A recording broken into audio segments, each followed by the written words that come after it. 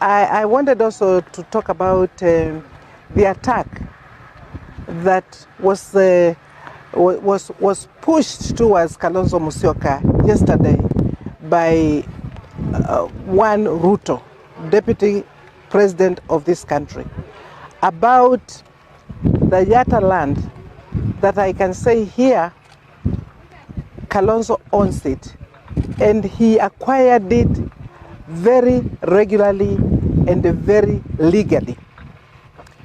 As a former minister of lands, I checked the details of that land, and I found that actually Kalonzo had acquired that land very well. So I would like to tell Deputy President Ruto to stop thinking that somebody of Kalonzo's stature and standing can do the kind of things he himself does when he sees any empty piece of land anywhere. And to say that the attack on Kalonzo was very ill-conceived. I think each and every Kenyan, even birds of the air, can tell the biggest land grabber in this country, if not in the world, and that is Ruto himself. We all know that Ruto does not see any empty piece of land anywhere, and even any land that is occupied, and he does not go for it. I'll give you an instance.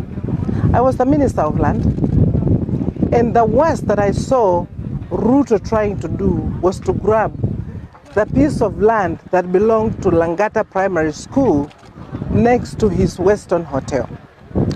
Poor children's land that he himself thought it wise to grab it, to own it, to even bring askaris to tear gas poor children who come from the slums and who have nowhere to live, who have nowhere to play. I do pray and hope that Ruto will never be in a position where he can do that kind of a thing again. Only recently we saw Ruto grab sewer, chore. He grabs everything. He has grabbed chore. He has grabbed possession away. We know that he is the same man. Ruto has had many cases in court. He even grabbed late Muteshi's land. This man it cannot be coming from his mouth that he can talk like this. And therefore I want to say to William Ruto to really come out of the lie that he can help young people when he has been in leadership for the last nearly 30 years. Yet, after so many years, the only thing that he can show that he can do is to use the money that he has either sowed land, or sowed the maize, or sowed the sugar, or sowed the rice, or sowed this, or people's land, and then start buying our children wheelbarrows and mikokoteni. If he has got to do that kind of a thing for our children, let him first of all serve the same to his children. Then we can understand his language. But for me, my language is to empower our young people in a very meaningful way. And behind me, you can see the meaningful way of empowering young people. Give them skills, show them the market, and the market is available. Using the opportunities, them as people, using the resources, what you have seen here, and our young people will be able to prosper, and they will have a sustainable livelihood.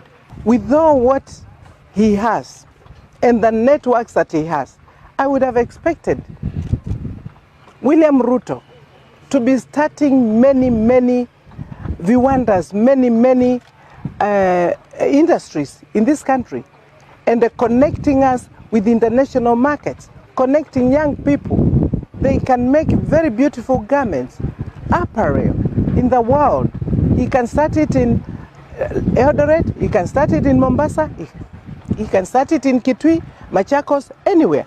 And these young people will have skills. And therefore I want to say to Kenyans, let us not be given this lie by this person. He can finish this country with a stroke of a pen if he was to occupy any office. So everybody must do everything to make sure that this person is unmasked. That lie must be unmasked.